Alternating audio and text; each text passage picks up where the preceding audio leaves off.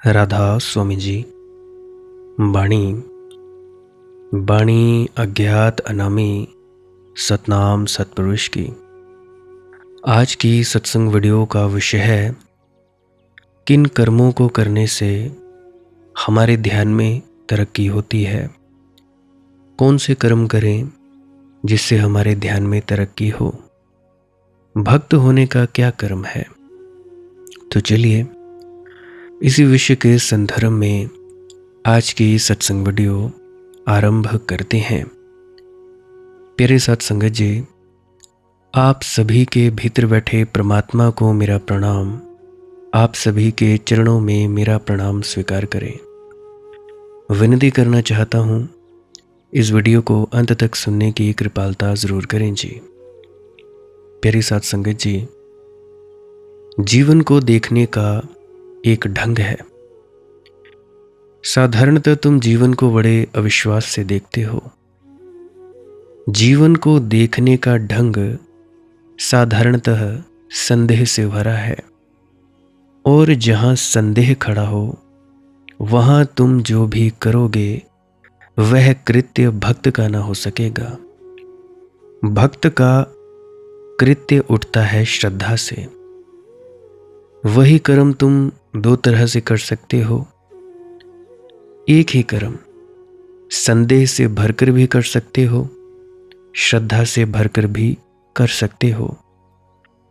श्रद्धा से भरकर किया कि कृत्य भक्त का हो गया। संदेह से भरकर किया कि साधारण कृत्य हो गया। इसलिए तो जब भी तुम लोग सेवा करते हो तो वो फलीभूत होती नहीं, तुम्हारी भक्ति में बढ़ोतरी होती नहीं, क्योंकि तुम्हारी उस सेवा में शक है। और जहाँ शक है वहाँ कैसे बढ़ोतरी होगी?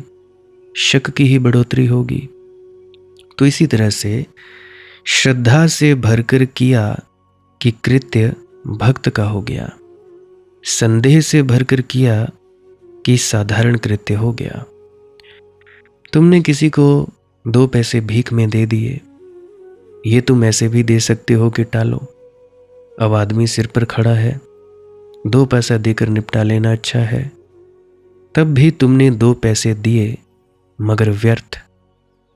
तुम कुछ भी ना देते और इस आदमी पर श्रद्धा रखते, इस आदमी में आदमी देखते कम से कम, ना देखते परमात्मा, तो कृत्य भक्त का हो जाता। तुम क्या करते हो उसका गुण धर्म तुम पर निर्भर है। देखो लोगों को, तुम्हारी आंख अगर श्रद्धा से भरकर देखती है, प्रेम से भरकर देखती है, सहानुभूति से भरकर देखती है, तो कृत्य भक्त का हो गया। ऐसे ही धीरे धीरे यही आंख तैयार होती जाएगी और परमात्मा को खोज लेगी। परमात्मा छिपा नहीं है, सिर्फ तुम्हारी आंख तैयार नहीं है। सुख दुख, इच्छा, लाभ आदि का पूर्ण त्याग हो जाए, ऐसे काल की बाट देखते हुए आधा क्षण भी व्यर्थ नहीं बिताना चाहिए। देखिए, भक्त त्याग नहीं कर सकता। हो जाए सो बात अलग है, क्योंकि भक्त का पूरा आधार यही है कि परमात्मा करेगा, मेरे किए क्या होगा। वह प्रार्थना करता है। यही साधक और भक्त का फर्क है। साधक चेष्टा करता है त्याग की, इच्छा छोड़ दूं। लेकिन तुम जरा समझो, जब तुम इच्छा छोड़ने की चेष्टा करते हो तब तुमने एक नई इच्छा को जन्म दे दिया। इच्छा छोड़ने की इच्छा। अब तुम फंसे जाल में। जब तुम वस्तुओं को छोड़ने का आग्रह करते हो तब तुम्हें त्याग को पकड़ना पड़ता है, छोड़ने के लिए पकड़ना पड़ता है, और पकड़ ही छोड़नी थी। संसार छोड़ना चाहते हो तो तुम्हें स्वर्ग की कल्पना करनी पड़ती है, क्योंकि बिना तुम कुछ पकड़े छोड़ ही नहीं सकते। फिक्र है जाहिद को हुरो कौस रोत्स नीम की, और हम जन्नत समझते हैं तेरे दीदार को। वह जो त्यागी है उसे तो स्वर्ग की अप्सराओं की आकांक्षा है। सुख के भोग, स्वर्ग के कल्प वृक्षों की। और भक्त तो कहता है तू दिख गया, स्वर्ग हो गया, तेरा दर्शन काफी है। भक्त तो कहता है हमारी आंख तुझे देखने में समर्थ हो गई, बस हो गया, तुझे पा लिया तो सब पा लिया। साधक चेष्टा करता है, भक्त प्रार्थना करता है। भक्त कहता है तू कुछ ऐसा कर कि इच्छा छूट जाए। हम तो छोड़ेंगे भी तो नई इच्छा का बीजारोपण कर लेंगे। भक्त कहता है कुछ ऐसा कर कि व्यर्थ से छुटकारा हो जाए, क्योंकि हम तो ऐसे हैं कि हम सार्थक को भी पकड़ेंगे तो व्यर्थ हो जाएगा। हम सोना भी छूते हैं, मिट्टी हो जाता है। और सुना है कि तू मिट्टी भी छू देता है तो सोना हो जाता है। तो तू ही कुछ कर। प्रार्थना का राज यही है कि भक्त कहता है हमारे किए कुछ भी ना होगा। कितने जन्मों जन्मों से तो हम कहते रहे हैं, सब किया कराया व्यर्थ चला जाता है। आखिर में हम दोहरा दोहरा कर वही कर लेते हैं जो हम नहीं करना चाहते थे। दूसरे पर क्रोध करना रोकते हैं तो अपने पर क्रोध करने लग जाते हैं, मगर क्रोध जारी रहता है। काम वासना को त्यागते हैं तो काम वासना से चित्त भर जाता है, छुटकारा नहीं होता। एक कवि मुझे अपना संस्मरण सुना रहे थे। दिल्ली जाते थे, राष्ट्रीय कवि सम्मेलन में भाग लेते। जिस कंपार्टमेंट में थे, ग्वालियर से एक महिला और उसका बच्चा सवार हुआ। कवि बच्चे के साथ खेलते रहे। सांझ ढल गई, फिर अंधेरा होने लगा, फिर रात होने लगी। महिला सोने को तैयार हुई, लेकिन कुछ डरी और झिझकी सी थी। कवि ने पूछा बात क्या है, कुछ परेशानी है? उसने कहा नहीं, कुछ परेशानी नहीं है। आप कहाँ जा रहे हो? तो कवि ने कहा मैं दिल्ली जा रहा हूँ राष्ट्रीय कवि सम्मेलन में भाग लेने के लिए। उस महिला ने कहा तब तो कोई फिक्र नहीं, कवि हैं फिर तो कोई खतरा नहीं। वह लेट गई और सो गई। वे कवि मुझसे कहने लगे, मुझे बड़ा धक्का पहुंचा कि उस स्त्री ने कहा कवि हैं तब तो कोई खतरा नहीं। तो मैंने कहा कि तुम स्त्री की बात को कुछ गलत समझे। साधु महात्मा होता तो खतरा था, कवि हो तो जिंदगी को भोग ही रहे हो।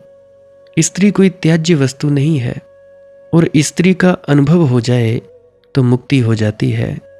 धन का अनुभव हो जाए तो धन पर पकड़ खो जाती है। स्त्री ने ठीक ही कहा, बड़ी समझदार रही होगी, तुम समझे नहीं उसकी बात को। उसने तुमसे कुछ नहीं कहा, साधु महात्माओं के खिलाफ कुछ कह दिया। जो दबाओगे वह भीतर घाव बन जाता है। तुम खुद ही अपने भीतर खोज ले सकते हो। जो भी तुमने दबाया है वही तुम्हारी छाया बन जाती है। पश्चिम के बहुत बड़े मनोवैज्ञानिक कार्ल गुस्ताव जुंग ने जो कुछ महत्वपूर्ण खोजें की, उनमें एक खोज की द शैडो, छाया। वे कहते हैं हर आदमी की एक छाया है। सूरज की धूप में जो बनती है वही नहीं, हर आदमी की एक छाया है। उसने व्यक्तित्व के जिन अंगों को अंगीकार नहीं किया, वे छाया की तरह उसका पीछा करते हैं।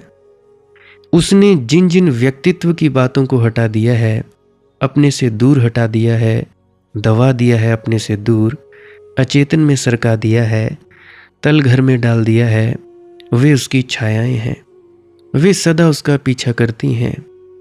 अगर तुमने क्रोध को दबा दिया तो क्रोध सदा तुम्हारे पीछे खड़ा है प्रतीक्षा की राह में। कभी भी किसी भी क्षण प्रकट हो जाएगा मौका देकर। अगर काम को दबा दिया तो काम तुम्हारी छाया बन जाएगा। जिसने इस तरह से अपने व्यक्तित्व को तोड़ लिया है, खंड खंड कर लिया है, वह उस अखंड को कभी भी न जान पाएगा। अखंड को जानने के लिए अखंड होना जरूरी है। छाया को आत्मसात करना होगा। वह जो तुमने अपने से अलग कर दिया है वह तुम्हारा है। उसे फिर से अपने में लीन करना होगा। उसको जब तक तुम अगर रखोगे तब तक तुम झूठे रहोगे। हर बच्चे को करना पड़ता है अलग, मजबूरी है, मगर सदा अलग रखने की कोई मजबूरी नहीं है। जब समझ आ जाए तो उसे आत्मलीन करने की ज़रूरत है। छोटा बच्चा है, माँ बाप की अपेक्षाएं हैं, वह कुछ करता है, माँ बाप चाहते हैं कुछ और करे। वह वक्त बेवक्त हंस देता है। माँ बाप कहते हैं चुप रहो, मेहमान घर में हैं, तो बच्चे को अपने को दबाना शुरू करना पड़ता है। हर बात हर जगह नहीं की जा सकती, तो बच्चे को अपने भीतर खंड करने पड़ते हैं। बच्चे को एक बात समझ में आ जाती है, कुछ त्याज्य है जो स्वीकार करने योग्य नहीं है, और कुछ स्वीकार योग्य है जो ना भी आता हो तो प्रदर्शन करना जरूरी है। जहाँ क्रोध आता हो वहाँ शांति रखनी जरूरी है। ऐसी बातें बच्चे को धीरे धीरे अपने ही अंगों को काटने के लिए मजबूर कर देती हैं। बच्चा झूठा हो जाता है, अप्रामाणिक हो जाता है। यह तुम्हारा जो कटा हुआ हिस्सा है, यह तुम्हारा यथार्थ है। इसको लीन करना जरूरी है। साधक इसको काटता चला जाता है और भक्त इसको लीन कर लेता है। भक्त कहता है मेरे किए क्या होगा, मैं तो ये खड़ा हूं, जैसा भी हूं, पापी बुरा भला तुम स्वीकार करो। तुमने ही बनाया ऐसा, तुम ही मार्ग दो, तुमने ही गिराया, तुम ही उठाओ। भक्त का ये भरोसा है कि जिसने जीवन दिया, क्या वह इतना सा ना कर सकेगा कि गिरे को उठा ले। जिसने हड्डियों में प्राण फूंके, जिसने मिट्टी को जीवंत किया, क्या उससे इतना भी ना हो सकेगा कि मैं जैसा हूं मुझे ऐसा ही स्वीकार कर ले। फिर मिट्टी भी उसी की है, वासना भी उसी की है, कामना क्रोध भी तो उसी का है, और मुझसे ये अपेक्षा रखनी कि मैं कुछ कर पाऊंगा असंभव है। क्योंकि क्रोधी आदमी क्रोध पर विजय पाने के लिए भी क्रोध का ही उपयोग करता है। हिंसक हिंसा से मुक्त होने के लिए भी हिंसा का ही उपयोग करेगा। इसके अतिरिक्त कोई उपाय नहीं है। अगर तुम्हें अपने ही हाथों से अपने जूते के बंद पकड़कर खुद को उठाना है तो कैसे उठ पाओगे? थोड़ा उछल कूद भला कर लो। जिनको तुम साधु महात्मा कहते हो, बस थोड़ी उछल कूद है, बार बार जमीन पर पड़ जाते हैं अपने ही हाथों से। भक्त कहता है तेरे हाथों के द्वारा उठाना हो सकता है, इसीलिए कहता है सुख दुख इच्छा लाभ आदि का पूर्ण त्याग हो जाए। ऐसी काल की बाट देखते हुए आधा क्षण भी व्यर्थ नहीं बिताना चाहिए। आधा क्षण भी बिना प्रार्थना के ना जाए। जीवन छोटा है, करने को बहुत है, और एक क्षण बाद हम होंगे या नहीं होंगे इसका भी कुछ पता नहीं है। तो आधा क्षण भी व्यर्थ ना जाए, प्रार्थना शून्य ना जाए। तुम उठो, बैठो, चलो, कुछ भी करो, लेकिन प्रार्थना अहिर्निश तुम्हारे भीतर डोलती रहे। यही होना चाहिए। छिपाने की चेष्टा मत करना, अन्यथा विराग का मुखौटा बंध जाएगा। राग भीतर रहेगा, बाहर मुखौटा विराग का बंध जाएगा। केवल वही, केवल परमात्मा ही मुक्ति ला सकता है। जहां से जीवन का जन्म है वहीं से मुक्ति का भी। जहां से वासना का जन्म है वहीं से ब्रह्मचर्य का भी। यह भक्त की आस्था है कि भक्त कहता है परमात्मा ही कुछ करेगा, मैं प्रार्थना कर सकता हूं। लेकिन अगर तुम्हारी प्रार्थना पूर्ण है तो पूर्ण होती ही है। तुमने कभी पुकारा ही नहीं, तुमने कभी हृदय भरकर मांगा ही नहीं, कभी तुमने अपने आप को पूरा उसके हाथ में सौंपा ही नहीं।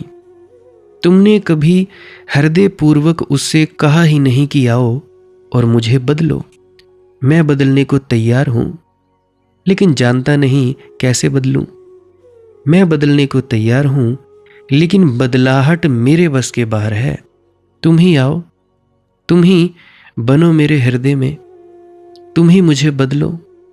भक्त का मार्ग सुगम है, बस ये पहला कदम बड़ा कठिन है। तुम्हारे मन में ऐसा बना ही रहता है कि हम अपने सूत्रधार बने रहें। इसलिए साधक का अहंकार मरता ही नहीं, नए नए रूप धरता है। कल संसारी था, अब सन्यासी हो जाता है, नामदानी हो जाता है, खुद को सत्संगी या सेवादार कहकर बुलवाने लगता है। कल तक भोगी था, अब त्यागी हो जाता है, लेकिन नए रूप रख लेता है, नए मुखौटे पहन लेता है। लेकिन मैं कुछ करके रहूंगा, ये बात मिटती ही नहीं। भक्त कहता है मैं झूठा भ्रम है, मैं हूं कहां, तू ही है और तू ही कर। अहिंसा, सत्य, सोच, दया, आस्तिकता आदि आचरणीय सदाचारों का भली भांति पालन करना चाहिए। बड़ी महत्वपूर्ण बात है ये आस्तिकता। महावीर ने नहीं गिनाया, बुद्ध ने नहीं गिनाया, पतंजलि ने भी छोड़ दिया। अहिंसा सभी ने गिनाई, दूसरों को दुख न देना समझ में आता है। सत्य सभी ने गिनाया है, जो है उससे विपरीत ना कहना, जो है उससे विपरीत ना कहना, जो है उसको अन्यथा न बताना।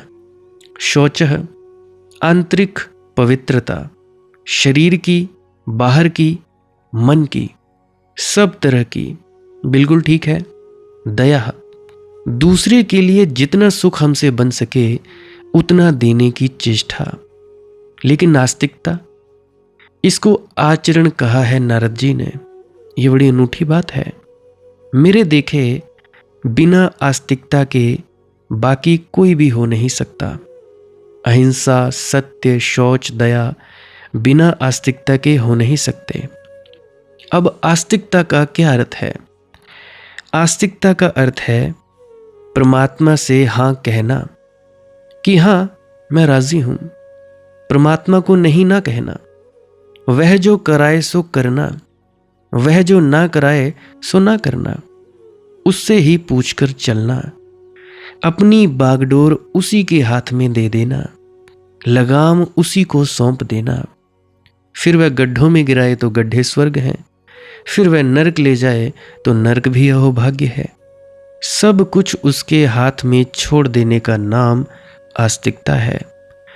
आस्तिकता का इतना मतलब नहीं होता कि तुम कहते हो कि हाँ ईश्वर को हम मानते हैं। अगर कोई आदमी तुमसे ना कहे कि ईश्वर को मानता है या नहीं मानता है, क्या तुम उसके आचरण को देखकर पता लगा पाओगे कि वह आस्तिक है या नास्तिक है? कोई पता ना लगा पाओगे। नास्तिक भी वही जीवन जीते हैं, आस्तिक भी वही जीवन जीते हैं। फर्क तो कुछ दिखाई पड़ता नहीं, सिर्फ लफ्फाजी है, शब्दों का फर्क है। अगर तुम शब्दों को हटा दो और लेवल ना लगे हो तो यह आदमी नास्तिक है कि आस्तिक, तुम कोई फर्क ना कर पाओगे।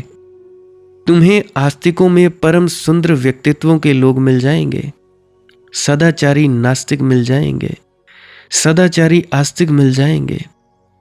इनसे कुछ भी तय नहीं होता। आस्तिकता का अर्थ है नदी में तैरना नहीं, वहना। परमात्मा के खिलाफ न लड़ना, उसके हाथ में अपना हाथ दे देना, कहना जहां तू ले चले ले चल, मुझे भरोसा है, मुझे आस्था है। आस्था बड़ी क्रांति है, महाक्रांति है। इससे बड़ी कोई छलांग नहीं, इससे बड़ा कोई रूपांतरण नहीं।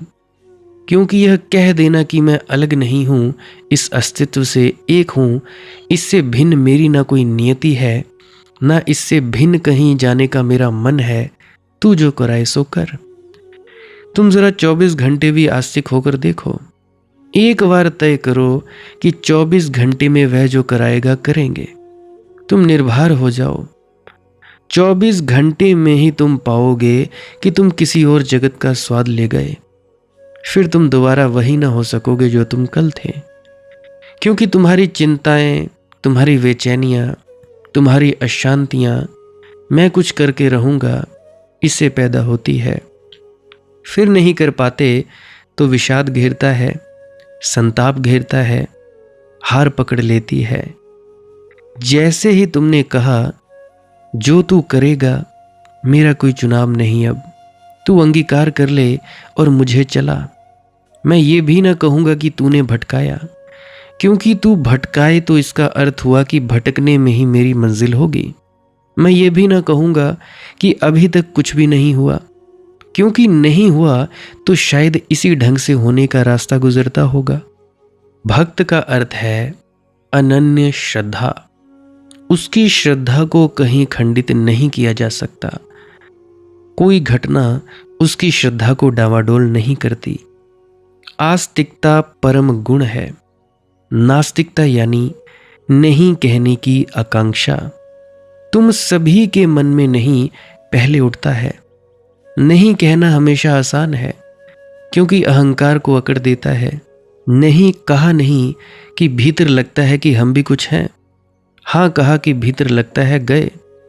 हाँ में आदमी बह जाता है, नहीं में अकड़ जाता है। तो जितनी नहीं तुम अपने आसपास घेरते जाओगे, उतना अहंकार मजबूत होता चला जाता है। आस्तिकता यानी हाँ, समग्र भाव से हाँ, सब समय सर्वभाव से निश्चिंत होकर भगवान का ही भजन करना चाहिए। महफिल में क्षमा, चांद फलक पर, चमन में फूल, तस्वीरें रुए अनवरे जाना कहाँ नहीं। राम राम जपने की बात नहीं है। यह नहीं कह रहे नारद कि तुम बैठते उठते राम राम जपते रहो। ऐसे तो कई मूढ़ जप रहे हैं, उससे उन्हें कोई लाभ हुआ इसका तो पता नहीं। सिर्फ जड़ बुद्धि हो गई है, जड़ बुद्धि दिखाई पड़ती है। सब समय सर्वभाव से निश्चिंत होकर भगवान का ही भजन करना चाहिए।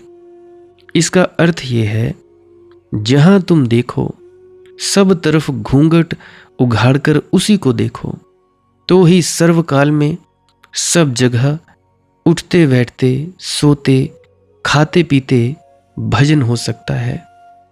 अगर राम राम जपोगे तो भी दो राम के बीच में जगह छूट जाएगी।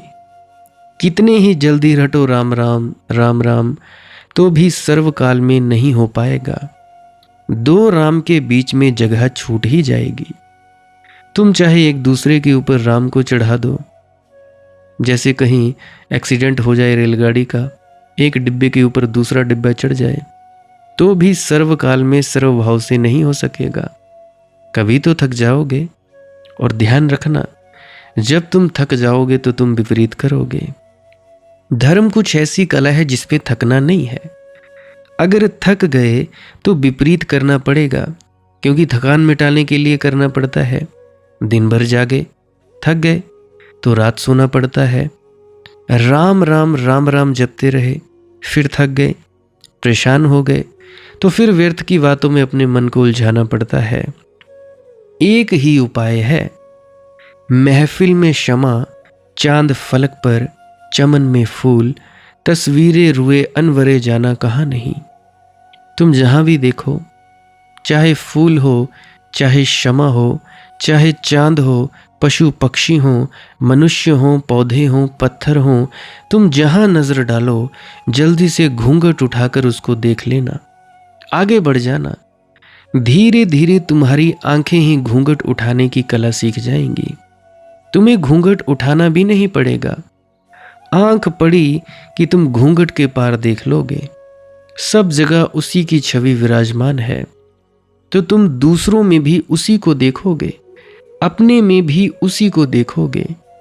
किसी दिन शीशे के सामने खड़े खड़े अपनी छवि में भी तुम्हें उसी की छवि दिखाई पड़ जाएगी।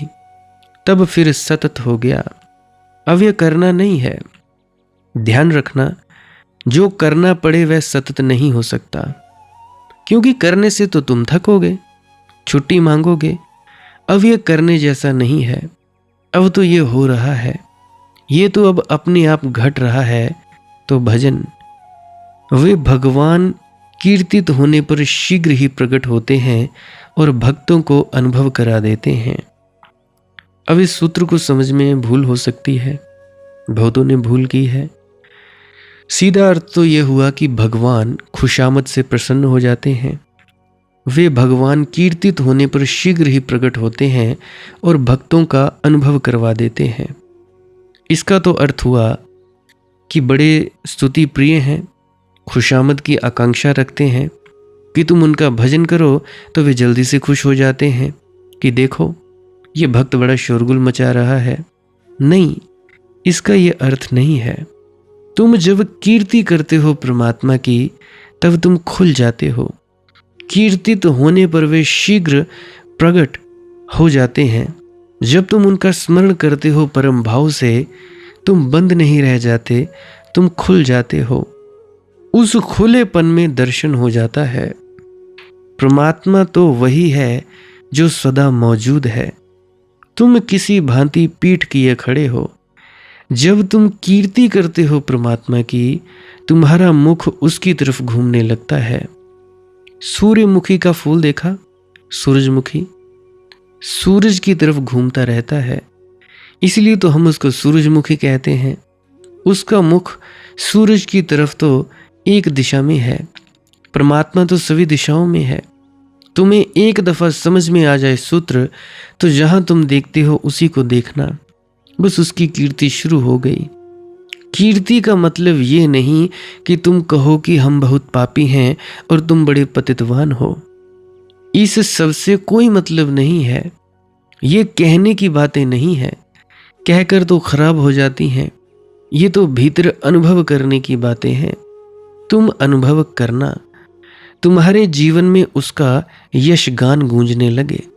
फूल को देखो तो तुम्हारे मन में धन्यवाद उठे, अहो परमात्मा। चांद को देखो तो धन्यवाद उठे, अहो।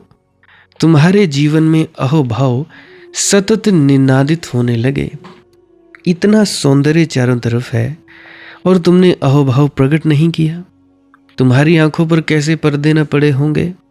रोज सूरज उगता है, तुम नमस्कार में निनाद चल रहा है। तुमने कभी अपने प्राणों में उसके निनाद को प्रवेश न किया। चारों तरफ हजार हजार रूपों में परमात्मा तुम्हें छूने को आतुर है।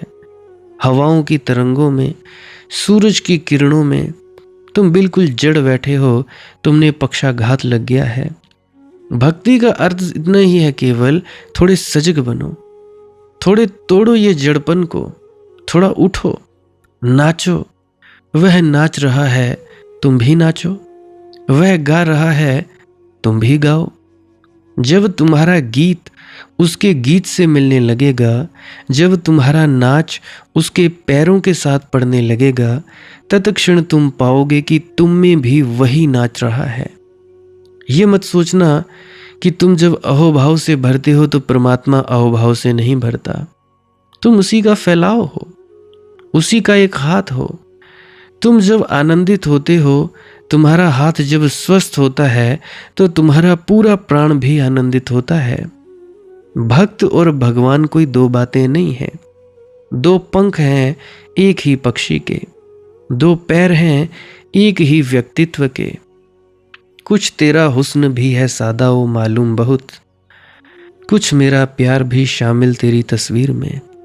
भगवान परम प्यारा है, लेकिन भक्त का कुछ मेरा प्यार भी शामिल तेरी तस्वीर में। भक्त भी उड़ेलता है अपने को। यह एक तरफा सौदा नहीं है, यह एक तरफा जाने वाला रास्ता नहीं है। दोनों तरफ से लेन देन है। यह प्रेमी और प्रेयसी का लेन देन है, भक्त और भगवान का लेन देन है।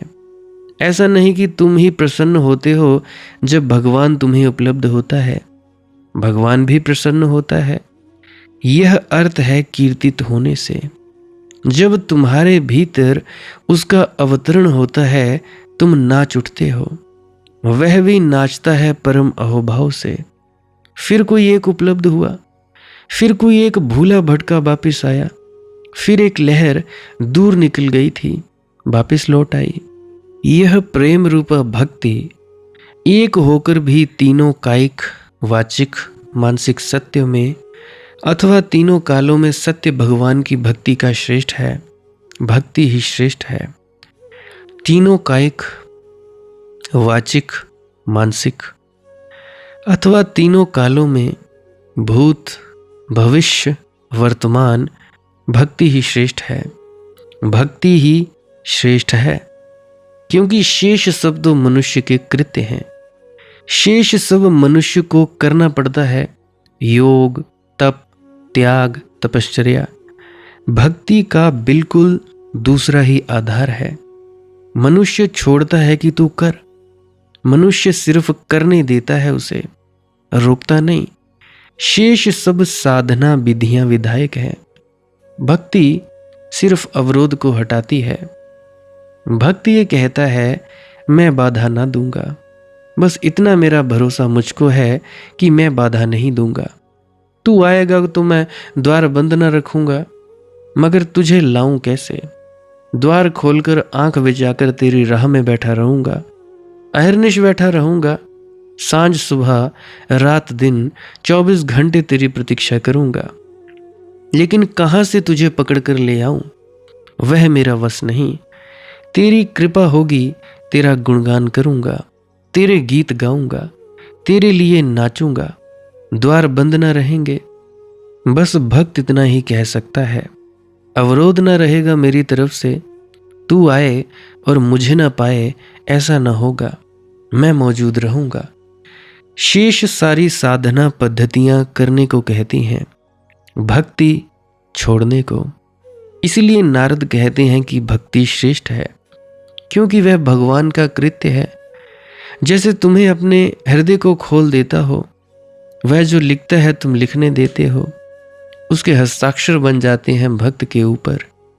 इसलिए भगवान की प्रतिमा को भक्त जिस भांति प्रकट करता है, कोई दूसरा साधक नहीं कर पाता। यह प्रेम रूपा भक्ति एक होकर भी गुण, महात्म्य शक्ति रूपा भक्ति, पूजा शक्ति, स्मरणा शक्ति, दास्य शक्ति, सांख्य शक्ति, कांत शक्ति, वात्सल्य शक्ति, आत्मनिवेदना शक्ति, तत्मया शक्ति और परम विरह शक्ति, इस प्रकार के 11 प्रकार की होती हैं। देखिए, भक्ति तो एक ही है, लेकिन भक्त 11 प्रकार के होते हैं। भगवान को जिस रूप में तुम भजना चाहो, सूफी हैं वे भगवान को प्रेमिका मानते हैं, स्त्री के रूप में मानते हैं। ठीक भगवान को इससे कुछ इतराज नहीं, क्योंकि भगवान दोनों हैं, स्त्री में भी है, पुरुष में भी है। सूफियों ने भगवान को प्रेमिका माना, उस तरह से उन्होंने यात्रा की। भारत में प्रेमिका किसी ने माना नहीं। कृष्ण भक्त हैं, वे उसे पुरुष मानते हैं। इस सीमा तक पुरुष मानते हैं कि बंगाल में एक संप्रदाय है कृष्ण भक्तों का, जो स्त्रियों जैसे कपड़े पहनता है। रात सोता भी है तो कृष्ण की मूर्ति को हृदय से लगाकर सोता है। वह पति है, भक्त पत्नी है, सखी है, गोपी है। वह भी ठीक है, जिस विधि से जिसको सरल मालूम पड़े। यह भक्त के ऊपर निर्भर है, उसकी भाव दशा पर निर्भर है। परमात्मा तो सब है, लेकिन तुम अभी इतने विराट नहीं कि उसके सब रूपों को इकट्ठा अपने में ले सको। तुम्हें तो कहीं एक द्वार से प्रवेश करना होगा। उसके तो अनंत द्वार हैं, लेकिन सभी द्वारों से तुम प्रवेश न कर सकोगे। जिस द्वार से तुम्हें प्रवेश करना हो, तुम उस द्वार से प्रवेश कर जाओ। पहुंचोगे तुम एक पर। तो ये 11 नारद जी ने गिनवाए, इनमें करीब करीब सब संभावनाएं आ जाती हैं। अपनी अपनी संभावना चुन लेनी चाहिए। तुम्हें जैसा रुचे, परमात्मा तुम्हारी रुचि से राजी है। तुमने अगर उसे माँ की तरह पुकारा, काली की तरह पुकारा, तो वह माँ की तरह प्रकट होने लगेगा। इसका केवल इतना ही अर्थ हुआ कि तुम जो रंग रूप उसे देते हो, वह उसी रंग रूप में प्रविष्ट हो जाता है। सभी रूप उसके हैं।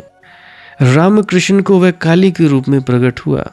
वे माँ को पुकारते रहे, वे माँ का ही गीत गाते रहे। भक्त ढांचा देता है। ऐसा समझो कि तुम एक खिड़की बनाते हो अपने मकान की, फिर तुम खिड़की पर खड़े होकर आकाश को देखते हो। आकाश का तो कोई ढांचा नहीं, लेकिन तुम्हारी खिड़की का ढांचा है। तुम्हारी खिड़की अगर चौकोर है तो चौकोर आकाश दिखाई पड़ता है। तुम्हारी खिड़की अगर गोल है तो गोल आकाश दिखाई पड़ता है। यद्यपि तुम्हारी खिड़की के कारण आकाश गोल नहीं हो जाता और ना ही चौखटा हो जाता है। और जब तुम्हें आकाश दिखाई पड़ जाएगा तो मदमस्त हो जाओगे, खिड़की से कूद जाओगे, खुले आकाश में आ जाओगे। वहां फिर कोई रूप नहीं है, अरूप है, सगुण प्रारंभ है, निर्गुण अंत है, सगुण द्वार है, निर्गुण पहुंच जाना है। पर किसी भी ढंग से हो, किसी भी रंग से हो, बस हो। तू ना कातिल हो तो कोई और ही हो, तेरे कूचे की शहादत ही भली। तेरी गली में भी मर गए तो भी चलेगा, तू अगर अपने हाथ से भी ना मारे तो कोई बात नहीं। तू ना कातिल हो कोई और ही हो, तेरे कूचे की शहादत ही भली।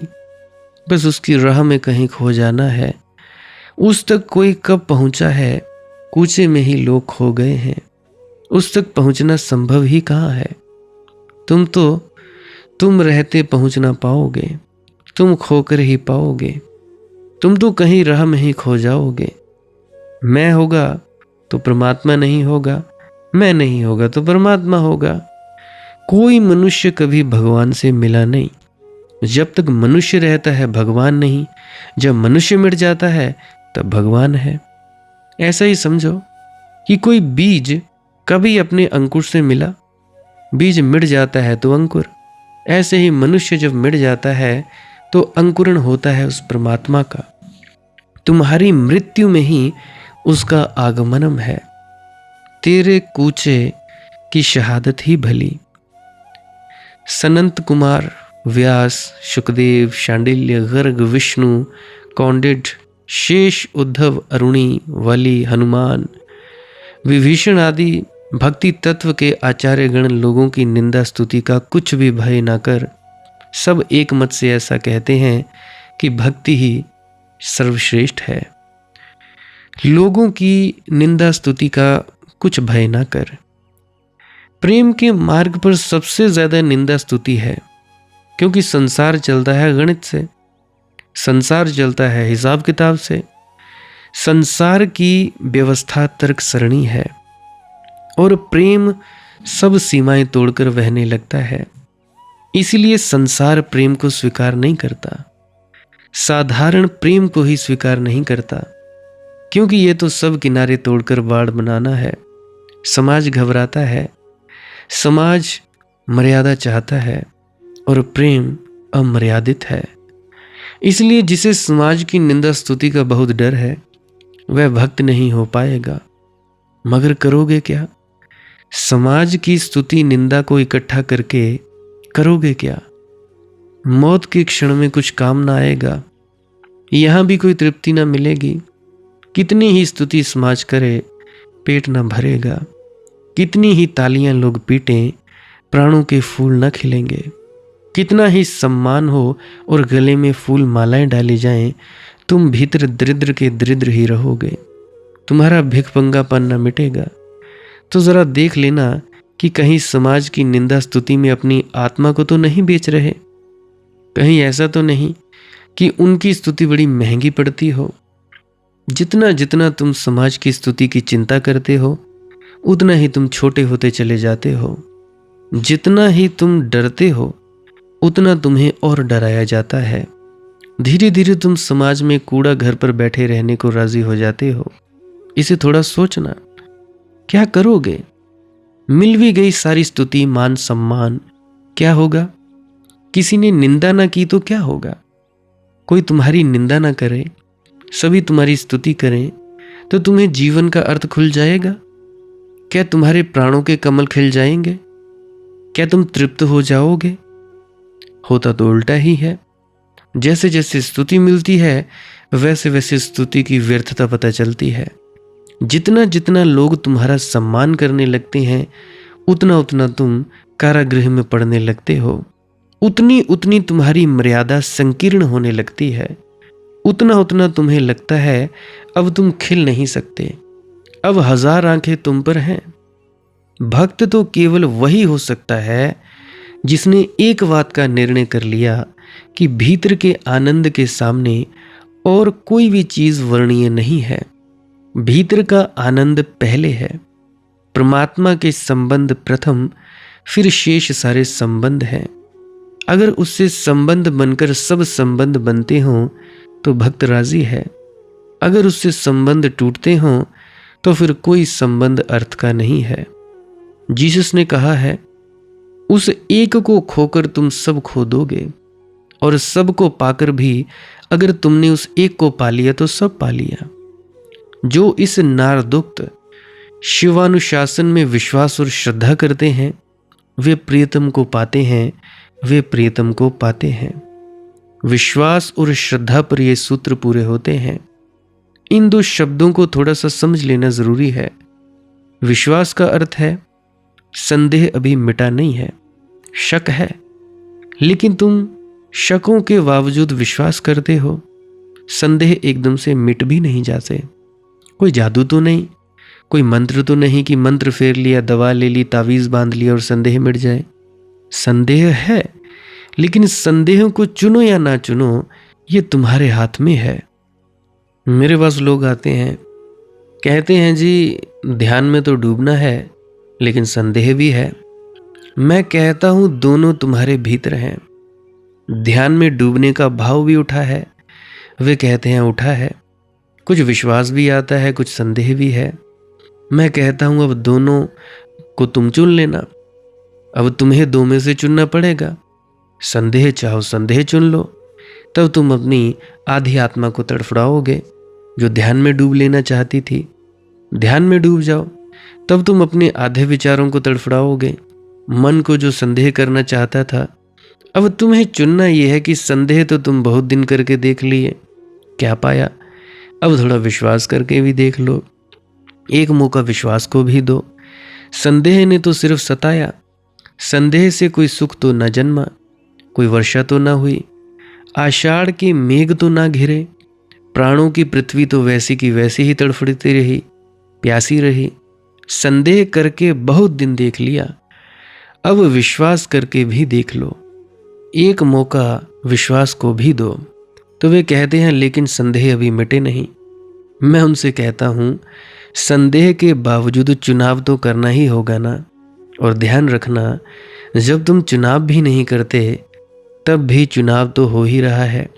तुम कहते हो अभी सोचूंगा, अभी चुनाव नहीं करता, लेकिन इसका मतलब हुआ कि तुमने संदेह को पक्ष में चुनाव किया।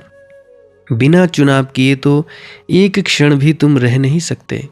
ना चुनाव करो तो ये चुनाव हुआ, मगर चुनाव तो हो ही रहा है।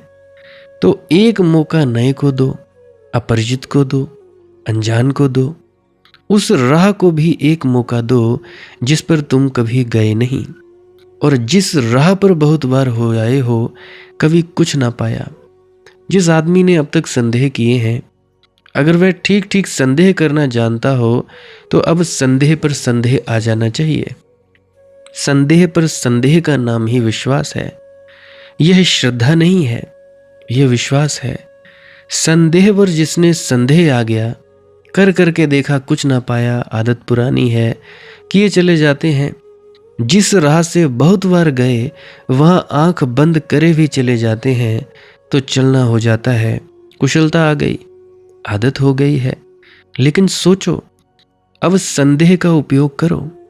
संदेह पर संदेह करो तो विश्वास पैदा होता है। विश्वास संदेह के विपरीत नहीं है, संदेह के किनारे किनारे है। संदेह के बावजूद जब विश्वास की राह पर तुम चलते हो तो धीरे धीरे अनुभव आता है कि ठीक हुआ कि अहो भाग्य मैंने विश्वास चुना। एक एक कदम बढ़ते हो कि जीवन में नई हरियाली, नई ताजगी, नई किरणें उतरने लगती हैं। संदेह जिनको तुम किनारे रख कर आए थे धीरे धीरे भागने लगते हैं।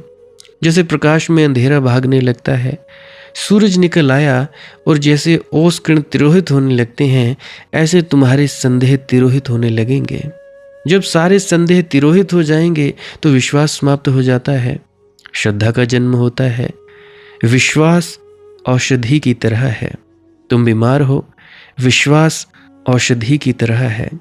फिर जब बीमारी चली गई तब तुम बोतल को भी फेंक आते हो कचरा घर में, कोई ज़रूरत ना रही। स्वस्थ यानी श्रद्धा। श्रद्धा स्वस्थ की भांति है। श्रद्धा में संदेह होता ही नहीं।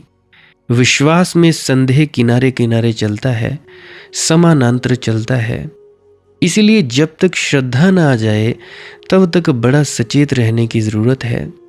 श्रद्धा आ गई, फिर आंख मूंद कर चादर तान कर सो जाओ, फिर कोई प्रश्न ना रहा। बीमारी गई, तुम प्रकाश से मंडित हुए। जो इस नारदोक्त शिवानुशासन में विश्वास और श्रद्धा रखते हैं वे प्रियतम को पाते हैं, वे प्रियतम को पाते हैं। जहां जहां विपरीत दिखाई पड़ रहा है वहां वहां विपरीत नहीं है, एक ही छिपा है। तुमने कभी ख्याल किया है, अगर पंख बिजली का तेजी से घूमता जाए, तेज होता जाए, तो एक घड़ी आती है स्थिर मालूम होने लगता है। दीवारें स्थिर लगती हैं। वैज्ञानिक कहते हैं परमाणु बड़ी तीव्र गति से घूम रहे हैं। उनकी गति इतनी तेज है कि हम उनकी गति को देख नहीं पाते। सब स्थिर हो गया है। अगर गति महान हो, आत्यंतिक हो, स्थिर हो जाती है। अगर कामना पूर्ण हो, कामना से मुक्ति हो जाती है। अगर कर्म पूर्ण हो, अकर्म बन जाता है। मुक्ति नहीं कुछ और, मात्र वह प्रज्ञा की स्थिरता है। और मुक्ति कहीं आकाश में नहीं है, कहीं दूर भविष्य में नहीं है। तुम्हारा बोध स्थिर हो जाए, ठहर जाए, निष्कंप लौ जलने लगे बोध के भीतर, बस तुम मुक्त हो गए। परमात्मा तुमसे कहीं दूर नहीं, तुम्हारे होने का एक ढंग है।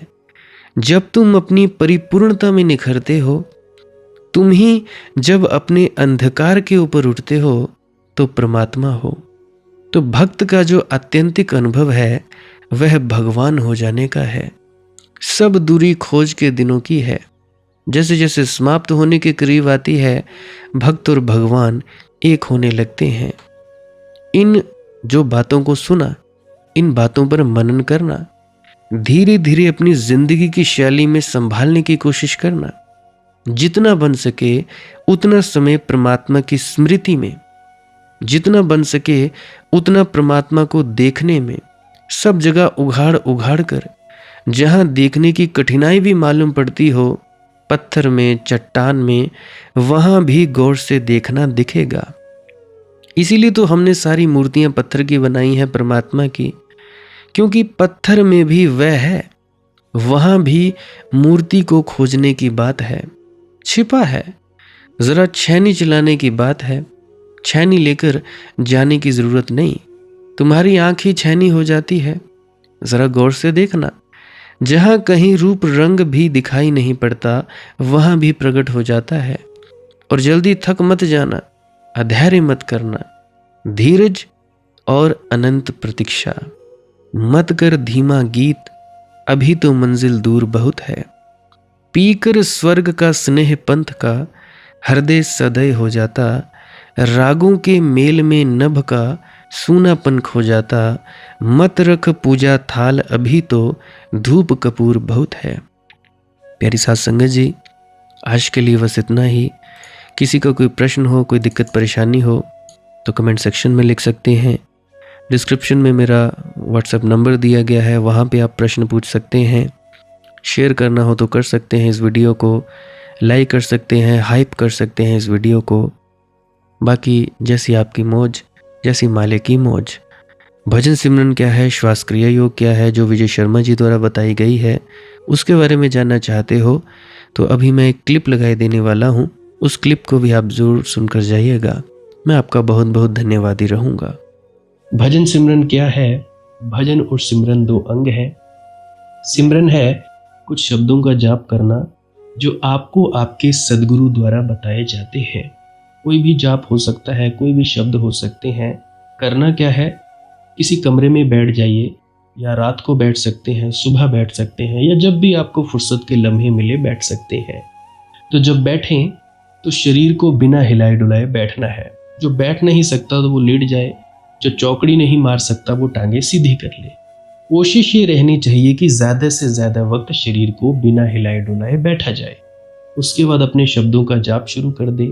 आंख बंद रखें, आंखों पर ज़्यादा जोर नहीं लगाना है, कोई कष्ट नहीं देना है, नहीं तो सर में दर्द होगा और फिर आप लोगों को परेशानी हो सकती है। तो आपने क्या करना है, चुपचाप शांत होकर बैठे रहना है, शब्दों का जाप शुरू कर देना है। जितनी देर भी आप करना चाहो, आधा घंटा, पौना घंटा, 10 मिनट, 15 मिनट, या जितनी भी आपको आपके सदगुरु द्वारा दिया गया निर्देश है, जितना निर्देश है उसका पालन कीजिए। और उसके बाद दूसरा स्टेप करना बड़ा ही ज़्यादा ज़रूरी है। वो क्या है, वो उसी अवस्था में बैठे रहें या आसन भी बदल सकते हैं। ये जो शब्दों का जाप होता है ये एकाग्रता के लिए होता है, ताकि मन की एकाग्रता आ जाए। और जब मन की एकाग्रता आ जाए फिर दूसरा कदम क्या है, धुन सुनने के लिए बैठना। चुपचाप बैठे रहें, आंख बंद है, शब्दों का जाप बंद कर देना है।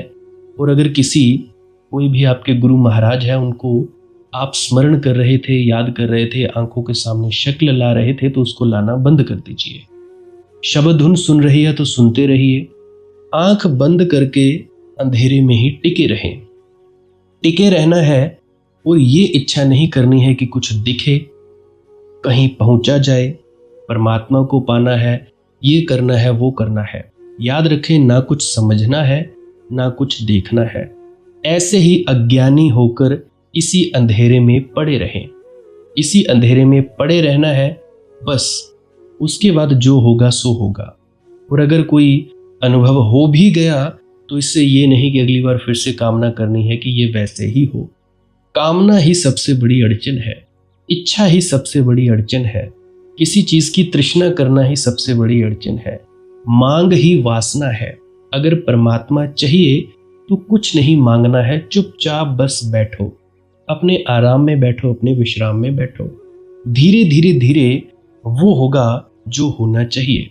अगर मैं ज़्यादा बोलूँगा तो आप लोग फिर से उसकी कल्पना कर लोगे कि जी ऐसा होता है, खंड ब्रह्मांड ऐसे होते हैं, चांद तारे दिखेंगे, फलाना ढिकाना। तो मैं ऐसा नहीं कहूँगा, मैं बस इतना कहूँगा, जो कुछ दिखता है, कुछ भी दिख जाए, वो मन है, वो माया है। जो नहीं दिखता वही आत्मा है, वही आत्मा में होना है। अब जैसा कि तुम लोग इसी अंधेरे में टिके रहोगे, टिके रहोगे, टिके रहोगे, तो कुछ दिनों के बाद या महीनों के बाद एक प्रकाश आएगा। वो प्रकाश पूरे शरीर में फैलता जाएगा और धीरे धीरे तुम इस प्रकाश के सहारे अपने आप में स्थित होगे। अब देखो, इस प्रकाश को देखने वाले भी तुम हो और इस शब्द धुन को सुनने वाले भी तुम हो। अब जो ये शब्द धुन को सुनता है और प्रकाश को देखता है, ये तुम हो। तो अपने आप में स्थित होना है, अपने आप को जानना ही सच्चा आत्मज्ञान है। खुद को जानना, खुद को जान लिया, मालिक को फिर जान जाओगे। तो इतनी सी प्रक्रिया है। और आगे आप श्वास क्रिया भी कर सकते हो। ये मुझे बताई गई थी विजय शर्मा जी द्वारा। वो एक उच्च कोटि के संत हैं, तो उन्होंने मुझे बताई, मेरा फर्ज बनता है कि आप सभी को बताऊं। वैसे तो मैं रोज रोज बताता हूं, फिर भी आज फिर से बता रहा हूं। श्वास क्रिया क्या है? नाक से सांस लेना है, मुंह से छोड़ना है। लंबा सांस लेना है नाक से और मुंह से छोड़ देना है। 15 मिनट करें, 20 मिनट करें, आधा पौना घंटा, जितनी देर भी आप कर सकते हो करें। करने के बाद करना कुछ नहीं है, चुपचाप आंख बंद करके बैठ जाना है। लेट सकते हो तो लेट सकते हैं, वो आपकी अपनी इच्छा है। नींद आ जाए तो सो जाना है, तो शरीर को कष्ट नहीं देना है। अगर सर घूमे घूमने देना है, अगर आपका शरीर कांपे तो कांपने देना है। उसकी आपने दिक्कत, परेशानी और चिंता नहीं लेनी है, ये सब होता ही है। और मरने से डर लगे तब भी नहीं डरना है, ये होता ही है। क्या कहा मैंने? 15 से 20 मिनट कर सकते हैं, उसके बाद चुपचाप बैठें और अपने भीतर अपने आप उतर जाओगे। ठीक है जी। प्रेग्नेंट लेडीज़ बिल्कुल ना करें, जिनको दिल की बीमारी है या गोलियां वगैरह खाते हैं वो भी बिल्कुल ना करें, और बाकी सब कर सकते हैं। जिनको नींद नहीं आती वो अवश्य करें, और जिनको थोड़ा डिप्रेशन रहता है वो भी अवश्य करें, और जिनके बच्चे थोड़े पढ़ाई में कमज़ोर हैं वो भी ज़रूर करें। बाकी आपकी मौज है, करना हो करिए, नहीं तो आपकी अपनी अपनी इच्छा है। और ध्यान दें, जब सिमरन करें तो उसके बाद सीधा भजन पे बैठें, और जब ये श्वास क्रिया करें तो इसके बाद सीधा भजन के लिए बैठें। अलग अलग प्रक्रियाएं हैं, एकाग्रता के लिए है श्वास क्रिया और एकाग्रता के लिए ही है भजन सिमरन। सिमरन भी एकाग्रता के लिए और श्वास क्रिया भी एकाग्रता के लिए। ठीक है, मिक्स नहीं करना है, अलग अलग करिए। अगर श्वास क्रिया करी तो उसके बाद सीधा धुन सुनने पर बैठें। अगर सिमरन के शब्दों का जाप किया उसके बाद फिर से धुन सुनने पर बैठें। बाकी आपकी अपनी मौज है, जो आपको रुचे वो कर सकते हो। अगर धुन सुनने लगे तो धुन सुनने पर ही डायरेक्ट बैठा जाए, परंतु श्वास क्रिया मत छोड़ना, क्योंकि श्वास क्रिया करने से शारीरिक, मानसिक और आध्यात्मिक लाभ मिलता है। बाकी आप कीजिए, आपकी मौज है। राधा स्वामी जी।